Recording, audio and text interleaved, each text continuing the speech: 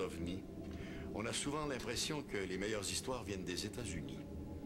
Aux Archives nationales du Canada sont compilées des observations étranges. L'une d'elles relate des événements survenus il y a près de 40 ans dans le port de Shag Harbor, en Nouvelle-Écosse.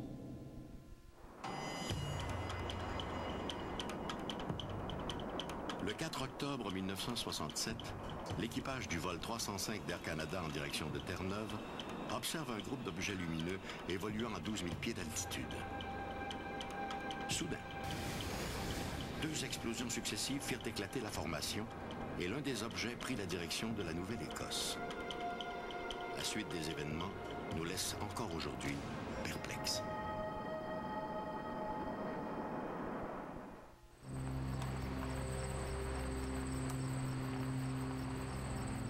En cette soirée du 4 octobre, vers 23 h, Laurie Wickens et quelques amis roulent en direction du petit village de Shag Harbor, en Nouvelle-Écosse. Soudain, Wickens fit remarquer à ses compagnons un objet dans le ciel qui semble se diriger directement vers l'Atlantique. Intrigués, les jeunes décident de se rendre jusqu'au promontoire de Irish Moss Plant afin de mieux observer l'objet. Arrivés sur place, Wickens et ses compagnons constatent que l'appareil perd de l'altitude. Il se trouve à 300 mètres du rivage. Les lumières ambre visibles plutôt autour de l'engin font maintenant place à une sorte de phare qui tourne. L'appareil finira par se poser sur les flots. Croyant qu'il s'agit d'un avion en détresse, Wickens décide de se rendre jusqu'à Woods Harbor, d'où il pourra prévenir la GRC, cantonnée à Barrington Passage. En 1967, il y a eu plus de 300 observations d'OVNI rapportées aux autorités militaires.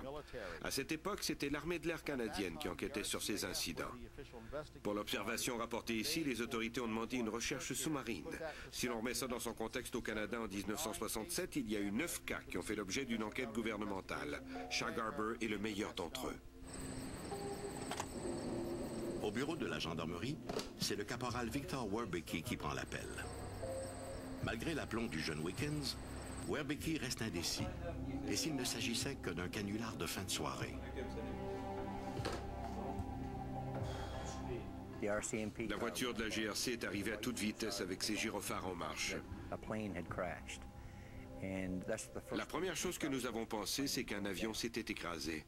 Nous avons sauté dans nos voitures et suivi celle de la GRC jusqu'au Irish Moss Plant.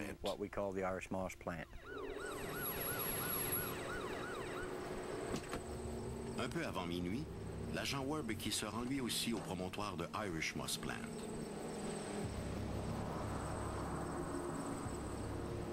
Wickens n'avait pas menti. Quelque chose flotte bel et bien à la surface de l'eau, mais pour combien de temps encore? Lorsque nous sommes arrivés sur les lieux, il y avait déjà une voiture de police. Nous sommes restés là à observer l'objet pendant 4 ou 5 minutes. Puis la lumière s'est éteinte.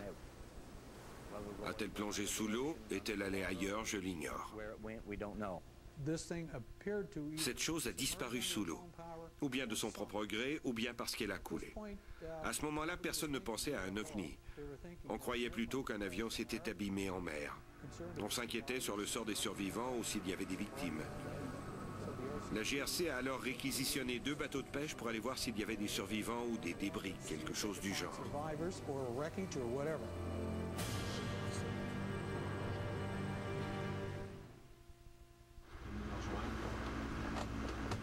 À la demande de la GRC, Bradford Chang et Lawrence Smith, 2 pêcheurs de la région, se rendent sur les lieux du naufrage. Pendant près d'1 heure, les 2 hommes sillonnent la baie, mais ils ne trouvent rien. Ni épave, ni survivants. Vers minuit 45, un patrouilleur des gardes côtières informe les 2 pêcheurs qu'aucun avion commercial ou privé n'est porté manquant.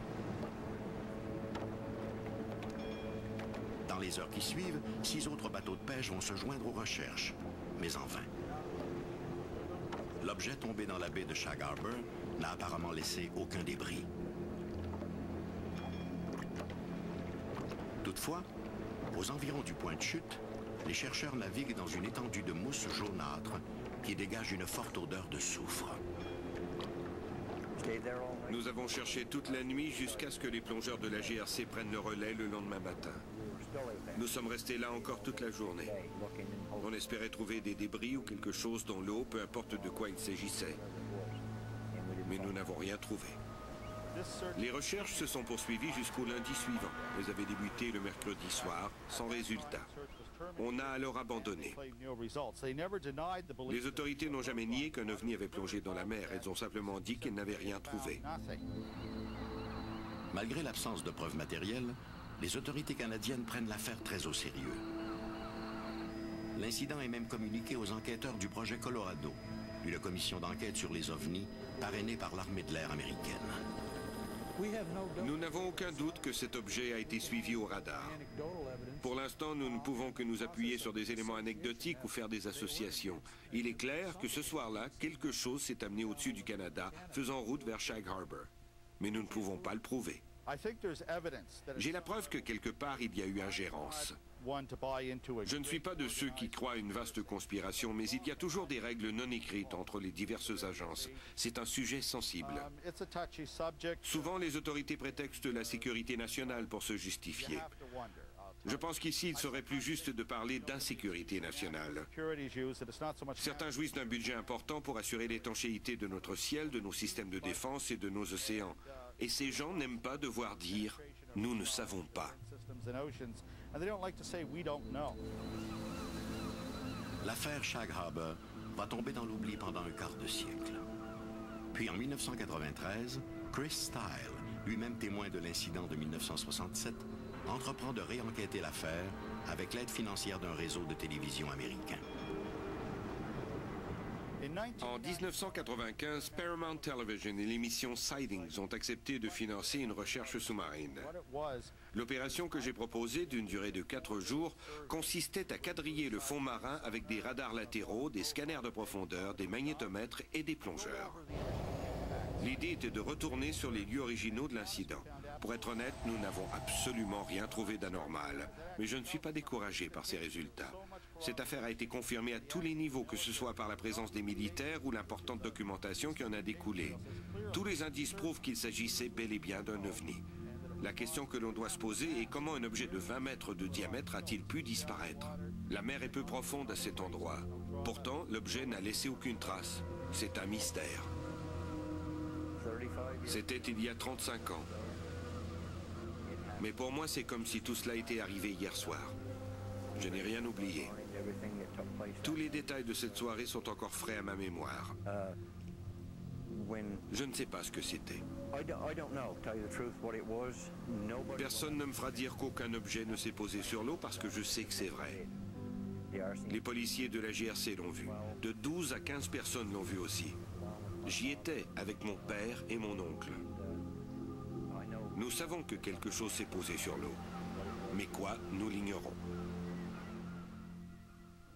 En 2001, Chris Stile et Don Ledger, deux ufologues de la Nouvelle-Écosse, ont publié Dark Object, un livre retraçant les événements de Shag Harbor. Des événements uniques dans l'histoire du Canada et à ce jour, toujours inexpliqués.